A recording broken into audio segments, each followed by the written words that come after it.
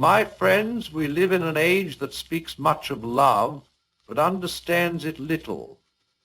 We pursue it as if it were a treasure hidden in some distant land, an object to be seized, a prize to be won.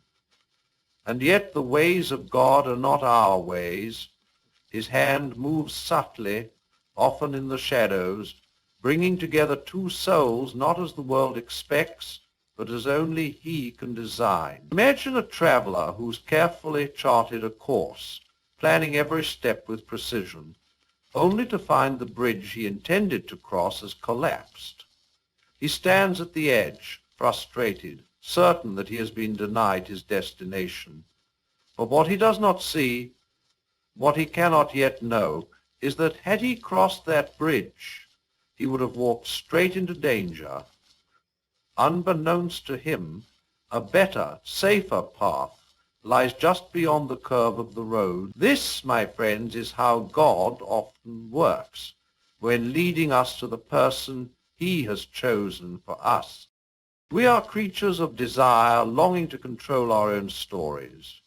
We imagine love as something we must chase, something we must strategize for, ensuring we are in the right places, making the right choices, and setting the right expectations. We create lists of ideal traits, envision the perfect relationship, and assume we know exactly what is best for us. And yet, how often do our best laid plans unravel? How often do we find ourselves heartbroken, confused, or questioning why something we thought was meant for us simply did not work? It is in these moments that we are most tempted to believe God has abandoned us, that he has ignored our desires or denied us the happiness we seek. But if we take a step back and look at the nature of God, we see that he is not in the business of denying us good things. Rather, he is a father who gives good gifts to his children, but in his timing, not ours. When he disrupts our plans, he does so not out of cruelty, but out of love. What feels like rejection is often protection. What feels like an ending is often a redirection. The roadblocks we encounter in relationships, whether it be an unreciprocated love, a breakup, or an unforeseen change in circumstances, are not random acts of misfortune. They are the hand of a loving God moving us away from something that would not have fulfilled us in the way we imagined. Consider for a moment how many relationships in this world are built on shallow foundations, ones driven by fleeting attractions, selfish desires, or an incomplete understanding of love. These relationships may begin with passion, but they lack the depth to withstand the trials of life. How many people have pursued love on their own terms, only to find themselves disillusioned? How many have ignored warning signs, believing they could shape a relationship into what they wanted it to be, only to discover they were trying to build on sinking sand? God, in his mercy, sometimes disrupts our own pursuits of love because he knows where they will lead. He sees beyond what we can see. He is not only concerned with giving us someone who makes us happy in the moment, but with giving us someone who will walk beside us in purpose, in faith, and in the deep and lasting kind of love that reflects his own. And yet, when God closes a door, we often try to force it open. We plead, we negotiate, we even grow angry. We become so attached to our own ideas of love that we fail to consider that God may have something better in store. But if we could see things from his perspective, we would realize that the things we mourned losing were never truly meant to be ours. That relationship that ended, it may have been a lesson rather than a lifelong union. That person who never noticed you, perhaps they were never meant to. That expectation you held so tightly, maybe it was too small, too narrow, too limited compared to the grander design God was preparing. This is not to say that love, when it comes, will be easy or effortless. Even when God brings the right person into your life, there will still be moments of uncertainty, challenges to face, and personal growth required. But when God is the one orchestrating the union, the foundation will be strong. The relationship will not be based on mere emotions or human effort, but on something deeper, something that has been shaped and guided by the very hand of God. If we truly believe that God is good, then we must also believe that his timing and his ways are good. We must learn to trust that when things do not go according to our own plans, it is not because he has forgotten us, but because he is leading us in a better direction. The soulmate he has prepared for you is not someone you must desperately search for or strive to win. They are someone who, like you, is being guided, refined, and prepared in ways that may not yet be visible. So the next time you feel as though love has passed you by, when your plans unravel, when the door you so desperately wanted to walk through is firmly shut, remember this: God is not withholding love from you.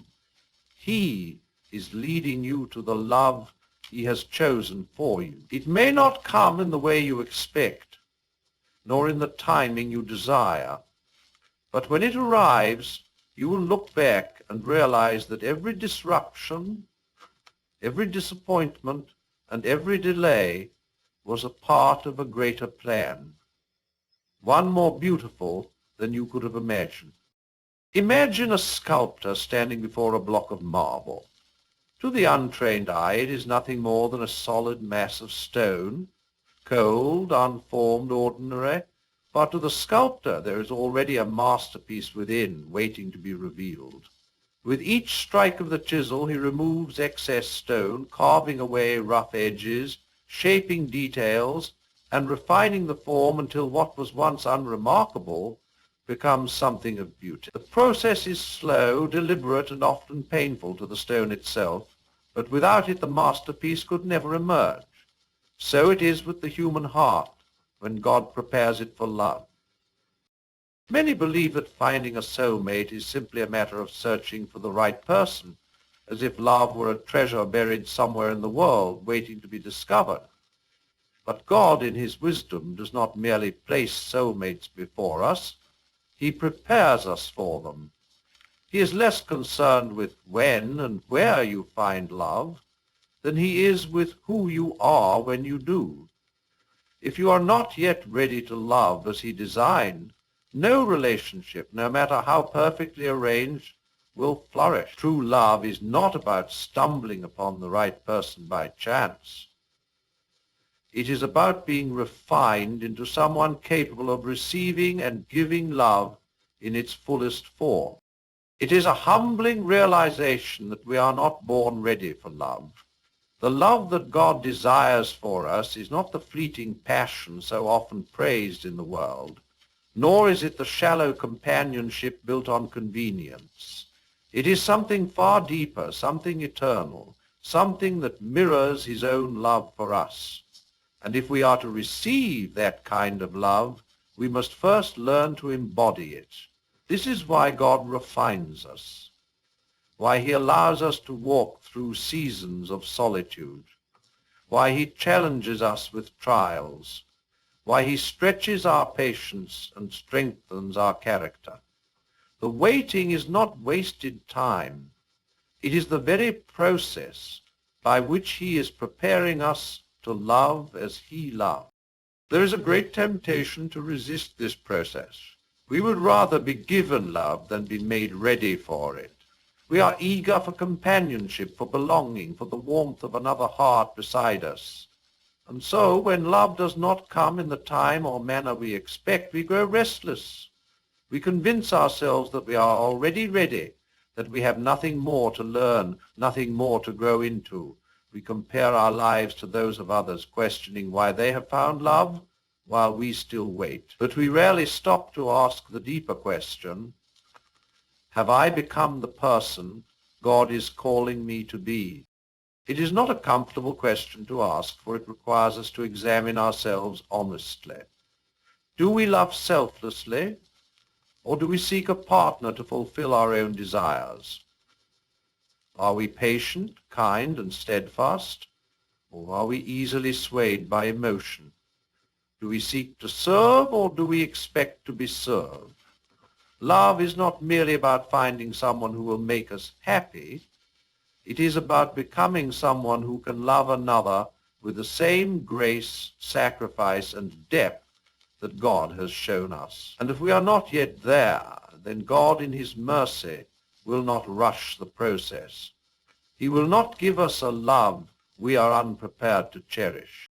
Consider the relationships that falter, the marriages that crumble, the loves that once burned brightly but fade into bitterness. How many of them began with good intentions, with passion, with sincerity, yet failed because the individuals involved were not yet ready to bear the weight of love's demands. Love is not sustained by feelings alone. It is upheld by character, by patience, by a heart that has been shaped to love as God loved. Without refinement, even the most beautiful love story can turn to dust. This is why seasons of waiting, of solitude, of disappointment are not punishments but gifts. They are opportunities for growth, for transformation, for becoming the person you are meant to be. If you find yourself longing for love but feeling its absence, do not despair. Instead, ask what God is teaching you in this moment. Ask where he is chiseling away selfishness, where he is carving patience into your heart, where he is refining your ability to love deeply and truly. No soul is ever truly alone in this process, for God is always at work, shaping not just you, but also the one he has prepared for you. Just as you are being refined, so too is the person you will one day love. And when the time is right, when the chisel has done its work, when the masterpiece is ready, God will bring two refined souls together, not as two incomplete halves searching for wholeness, but as two whole beings, shaped by his hand, ready to love in the way he has always intended. There is a peculiar expectation in the world that love must arrive like a thunderclap, sudden, undeniable, sweeping two people off their feet in a whirlwind of certainty. Many believe that when they meet their soulmate, they will simply know, that their heart will recognize what their mind has not yet grasped, and that love will begin in a grand, dramatic moment worthy of storybooks. But reality, and more importantly, God's way, often tells a different story. Love, the kind that endures, the kind that shapes and refines two souls, rarely begins with fireworks. Instead, it often begins in the quiet, unassuming soil of friendship. Friendship is not as glamorous as romance. It does not demand attention or stir immediate passion. It does not insist upon itself, and yet, time and again, it proves to be the richest foundation upon which true love is built.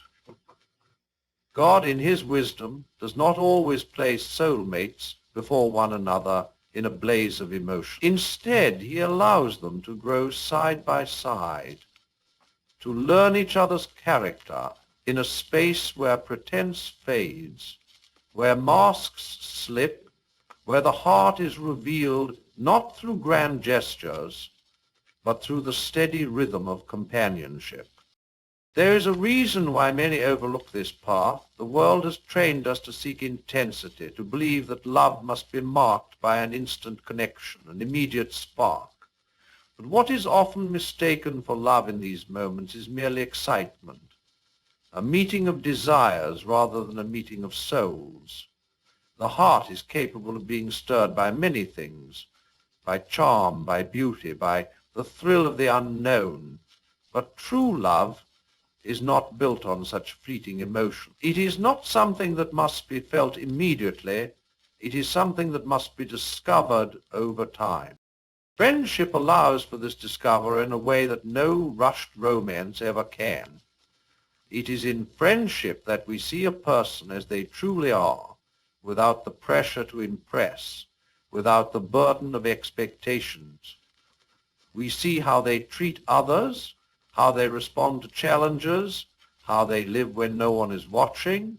We learn their strengths and, just as importantly, their weaknesses. We grow to love them not because of idealized visions, but because we have seen them fully and still find them worthy of our deepest affection.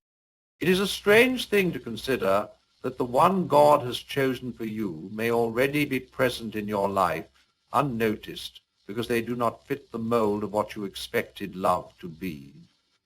How many times have we overlooked those closest to us in search of something more dramatic, something that aligns with our notions of romance? How many have dismissed friendship as something separate from love rather than its truest beginning? It is not that God hides love from us, but rather that we do not always have the eyes to see it when it comes in so simple a form. Friendship is a kind of proving ground. It is where love can be tested before it is even named. It reveals whether two people can walk together, whether they share not only affection but also values, purpose, and faith. It ensures that love, when it does blossom, is not built on illusion, but on something lasting. A love that has grown out of friendship does not falter when feelings waver, because it was never built solely on feelings to begin with. It was built on knowledge, on trust, on the deep certainty that this person is not only loved, but also known. There is great patience required in this, and patience is not something the heart always welcomes. We long for love to be clear, to be immediate, to spare us from doubt or waiting. But God often works through gradual revelation. Just as a tree does not grow mighty overnight, neither does the strongest love. It is cultivated over time, through shared experiences, through quiet understanding, through the steady deepening of connection. It may not always be apparent in the beginning.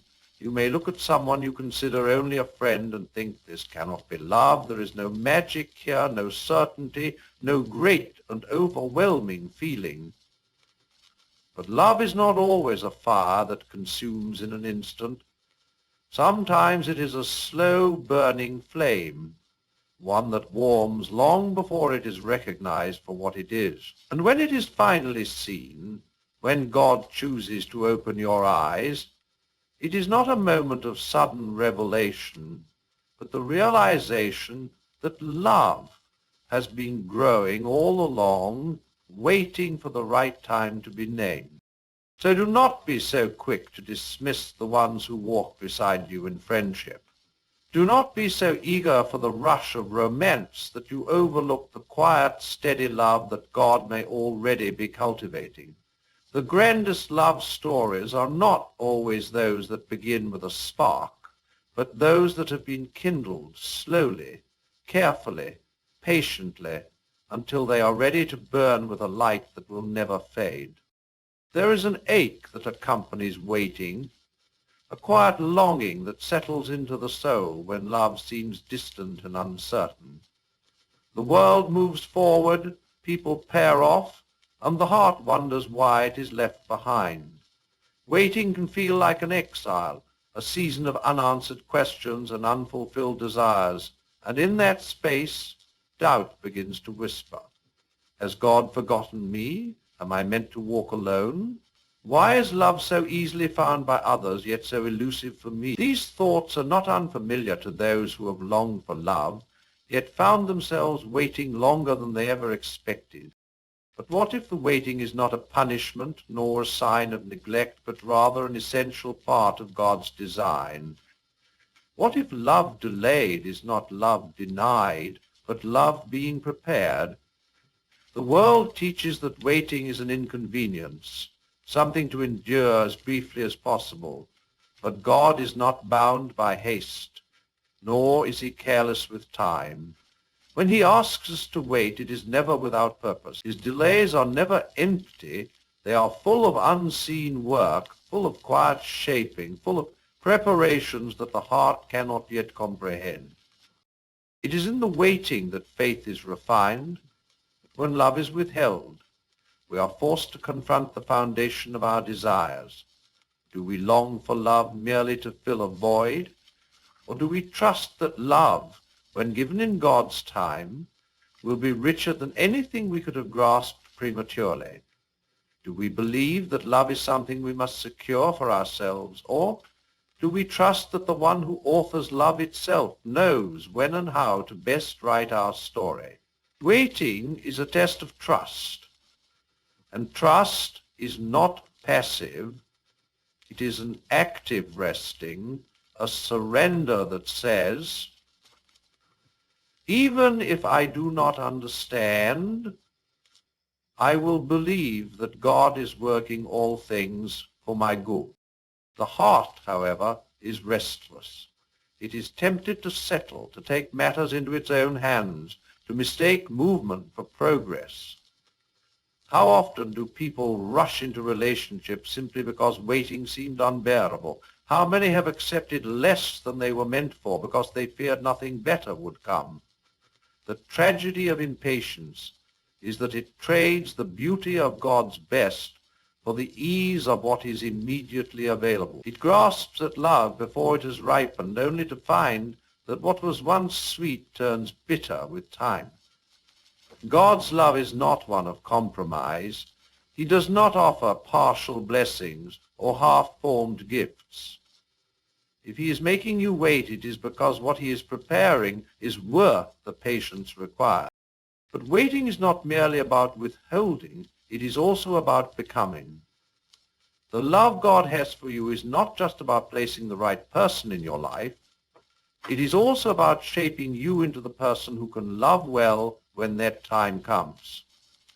If you are waiting, then perhaps it is because there is still work to be done in you.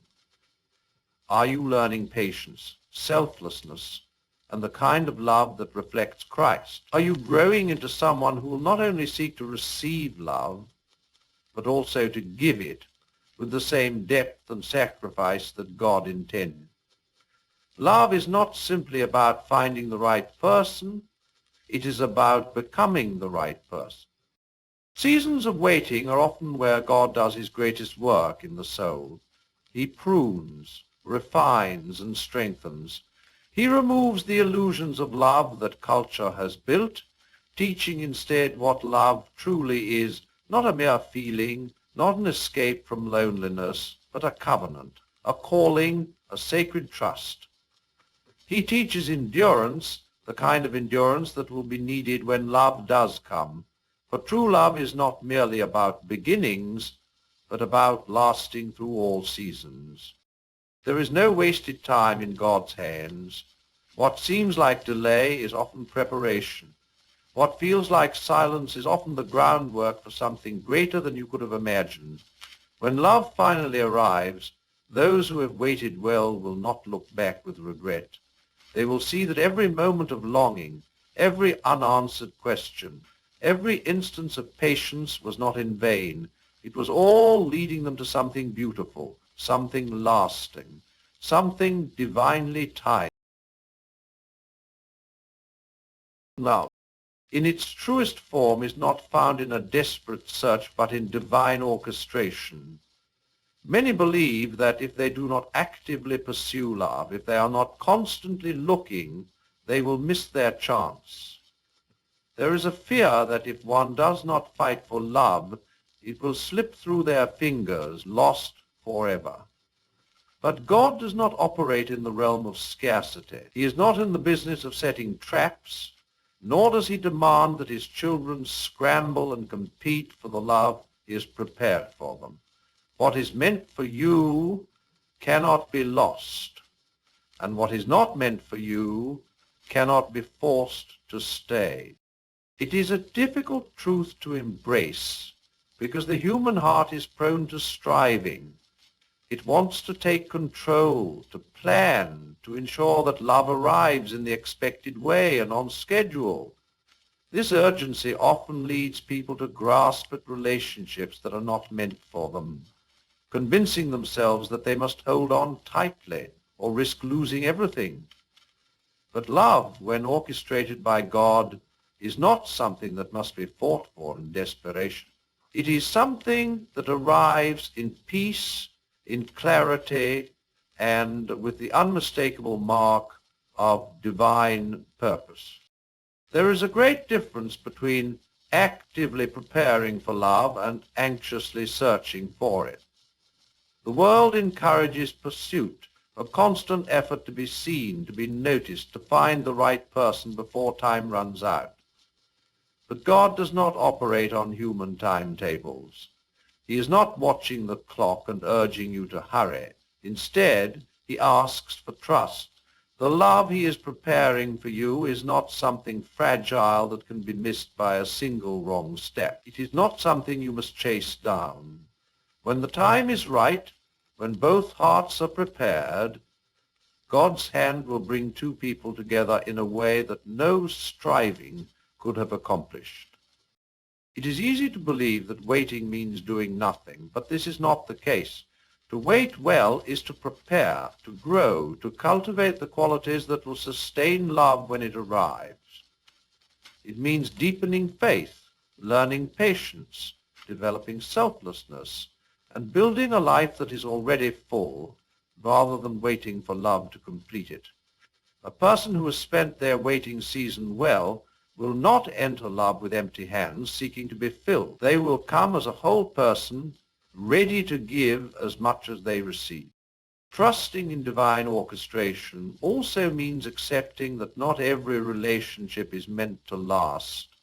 Sometimes God allows people to enter our lives not to stay, but to teach us, to shape us, to prepare us for what is to come. Too often people view every love that does not lead to marriage as a failure. But God does not waste experiences. Every relationship, even those that do not last, serves a purpose. Some reveal what we truly need, others expose what we must grow in, and some simply remind us that love is not meant to be forced. There is peace in trusting that what is meant for you will come at the appointed time. There is no need to rush, no need to grasp, no need to live in fear that love is passing you by. God is not late, he is not distant, he is not unaware of the desires of your heart. And when love does come, when it is right, it will not be something that must be forced.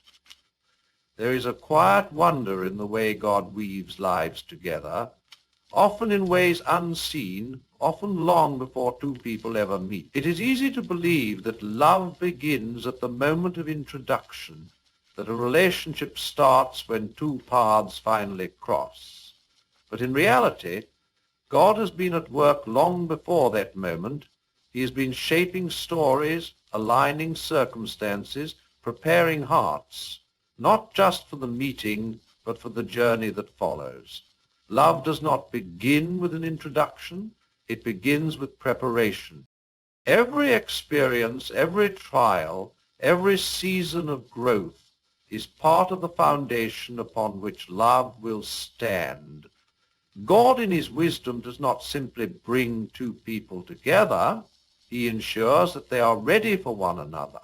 He strengthens their character through trials, teaches them patience in waiting, and refines their ability to love in ways they may not even recognize. What may seem like random events, unrelated struggles, and personal victories are often the very things that make a person ready for the love that is to come.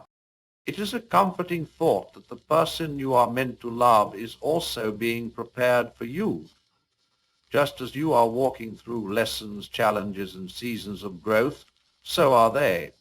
Perhaps they too are learning patience, deepening their faith, and being refined in ways that will make them capable of loving you as you were meant to be loved. It is a mistake to believe that love is found only by searching for it. More often than not, love is found by becoming the person who is ready to receive it. God's timing is rarely what we expect, but it is always what is best. There may be moments when it feels like love is taking too long, like others are finding their person while you are left waiting. But unseen to you, things are being put in place, threads are being woven, paths are being directed toward one another in a way that could not be rushed or forced. If love came too soon, before the heart was ready, it would not be the gift that it was meant to be. Love is not about grasping or forcing, it is about receiving. When God's hand is in it, love arrives with the certainty that striving could never achieve. It does not come with confusion, nor does it require manipulation or compromise. It fits, not because it was searched for desperately, but because it was prepared by the one who knows both hearts completely. And so, there is no need to fear missing what is meant for you. No wrong turn, no mistake, no delay is powerful enough to undo what God has ordained. The love he has written for you will find you at the right time, in the right way, with the right person, because it was never just about the meeting. It was always about the preparation, the refining, the becoming. And when it does arrive, it will be clear that every step, every season, every moment of waiting was not wasted. It was leading you to exactly where you were always meant to be, into place. It will fit as though it was always meant to be, because it was written into the fabric of your life by the one who knows you best.